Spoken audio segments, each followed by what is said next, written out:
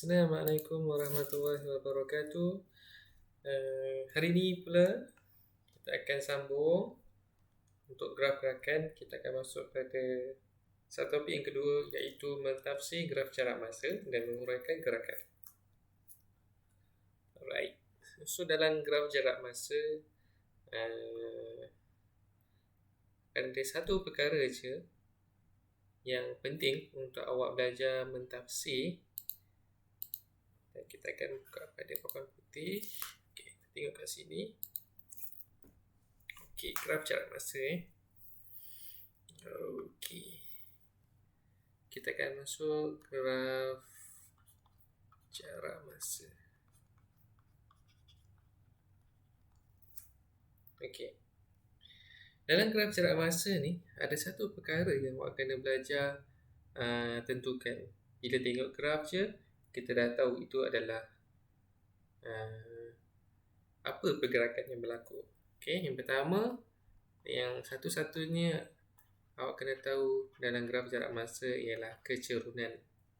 Okey, kecerunan ni apa? Kecerunan ni adalah sesuatu nombor yang menunjukkan kecuraman dan arah bagi sesuatu garis lurus dalam graf jarak masa ini. Okey, contohnya, kalau nak kira untuk kecerunan ni, contohnya kita ada satu graf. Okey, ini graf jarak masa. Dan sini saya punya jarak adalah dalam meter dan masa dalam saat.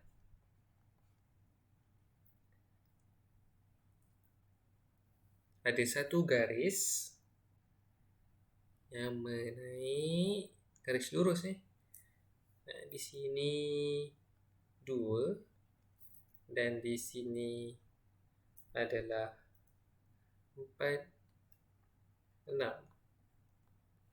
Okey, contoh yang pertama. Kecerunan kita boleh kira menggunakan formula yang sedia ada, iaitu kecerunan simbol dia M. Y2 tolak Y1 per dengan X2 tolak X1, di mana X1, Y1 adalah satu koordinat dan X2, Y2 ini pun koordinat. Dan kedua-dua ini adalah mana-mana koordinat di atas garis lurus tersebut. Di atas garis lurus. Alright. Koordinat So mana-mana koordinat itu kita boleh gunakan untuk kira kecerunan bagi sesuatu garis. Jadi di sini kita ada poin yang pertama. Koordinat pertama yang dia diberi dalam soalan 4, 6. Dekat sini ada satu lagi poin. Cuma dia tak bagi secara bentuk direct. Anda sendiri kena tentukan berapakah koordinat yang sebenarnya di sini. Jadi untuk paksi Y dia adalah 2, paksi X ni adalah 0. Koordinatnya adalah 0, 2. Tak kisah awak nak letak mana satu koordinat, X1, Y1 ataupun X2, Y2. Saya prefer yang berada ataupun nilai yang koordinat lebih besar itu saya akan letak X2, Y2. Di mana kat sini saya punya ni akan jadi X2, Y2. Dan sini akan jadi X1, Y1. Okey. Kalau dikira kecerunan, Y2 saya sama dengan 6. Sini 6. Tolak dengan Y1 saya adalah 2. Per dengan 4. Saya punya X2 tolak dengan 0. 6 tolak 2 sama dengan 4. 4 tolak 0 sama dengan 4. Jadi saya akan dapat 1. Ada satu perkara saya lupa, iaitu dia punya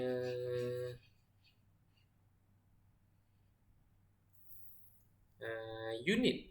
Kita terlupa nak letak unit. Di mana Y2 ni adalah paksi Y dan paksi Y ni adalah jarak iaitu jarak ini berada dalam unit meter. Dan 4.0 ni adalah masa dalam saat. Jadi kita ada 4 meter bagi dengan 4 saat. Jadi akan dapat 1 meter per saat.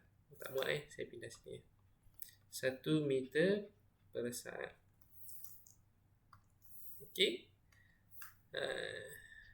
Kalau anda ingat 1 meter per saat ni sebenarnya adalah kuantiti bagi laju. Rumusannya bila kita kira kecerunan dalam graf jarak masa, kita akan dapat laju bagi sesuatu pergerakan tersebut. Okey, contoh yang kedua. Sebab ini ada dua jenis kecerunan. Kecerunan yang pertama adalah kecerunan yang menaik. Kalau kita lihat pula pada kecerunan yang kedua, iaitu kecerunan yang menurun. Okay, let's say awak ada satu garis yang menurun. Contoh di sini 8. So ini masih lagi jarak. Dan ini masih lagi masa. Jarak dengan masa ni tak semestinya meter dengan saat. Dia boleh jadi kilometer dengan jam, meter dengan minit. Dia boleh tukar. Kita pulang pada soalan yang diberikan. Dan sini adalah 2. Okey. So awak nak kira kecerunan. Kecerunan itu adalah kita perlukan koordinat, mana-mana koordinat di atas garis lurus. Lihat pada contoh soalan nombor 2 ni. Okay, saya tak beri apa dia punya koordinat. Tapi awak boleh tentukan koordinatnya berdasarkan clue yang diberi, iaitu 8 dan 2. Okey, 8 ni adalah paksi Y. Dan dekat sini, kat atas line ni, awak boleh tentukan koordinatnya, iaitu 0, 8. Sebab 0 adalah untuk paksi X ya. Dan yang kedua ni adalah 2, 0. Sebab paksi X ni adalah 2 dan paksi Y ni adalah 0. Dekat sini So awak dah ada 2 koordinat yang kita perlukan untuk mengira kecerunan. Jadi tak kisahlah mana satu nak edit Y2 ataupun Y1. Saya akan pilih ini jadi yang kedua saya. Ini jadi kedua, ini akan jadi X1 Y1.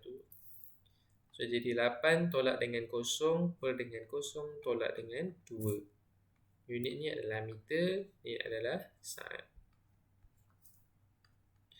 8 tolak 0, 8 bahagi dengan 2, negatif 2.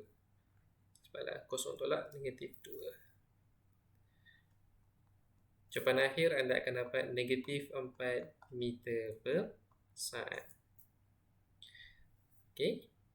Beza. Kalau contoh yang pertama, nampak graf itu menaik, so dia punya kecerunan akan jadi positif. Dan kalau untuk yang contoh kedua, nampak graf itu menurun, dia akan jadi kecerunan yang negatif. Okey, apa maksud positif dengan apa maksud negatif ini? Okey. Kalau lihat pada sesebuah graf itu, anda kena pandai menentukan apa yang berlaku. Okey. So ini adalah meter, ini adalah saat So, ini katakan menaik dan kemudian dia menurun. Okey, katakan saya ada dua garis yang bersambung. Sekali kita lihat, ini adalah pergerakan yang positif. Okey, contoh ini kita mula daripada A. A, B, C. Okey, contoh. So dekat A ni adalah permulaan dia. Dia akan naik pergi kepada B dalam keadaan menaik. So ini adalah kecerunan yang positif. Di mana B ke C ni pula kecerunannya adalah negatif. Apa maksud positif dengan negatif ini? Dia adalah arah yang menunjukkan pergerakan sesuatu benda, okey, ataupun apa-apa je lah yang bergerak tu kan. So maksudnya A ke B ni, maksudnya objek itu bergerak daripada A pergi ke B, kemudian dia akan patah balik semula pergi ke C. Sebab dia bergerak semula ke tempat asal dia. Sebenarnya A dengan C ni adalah dia punya tempat asal. Cuma kat sini dia nak tunjukkan dua garis berbeza kan, sebab tu ada A, B, C. Okay. So ini pergerakan pergi. Contohlah kalau awak pergi kedai kan, dia pergi kedai, sampai kedai terus balik kedai.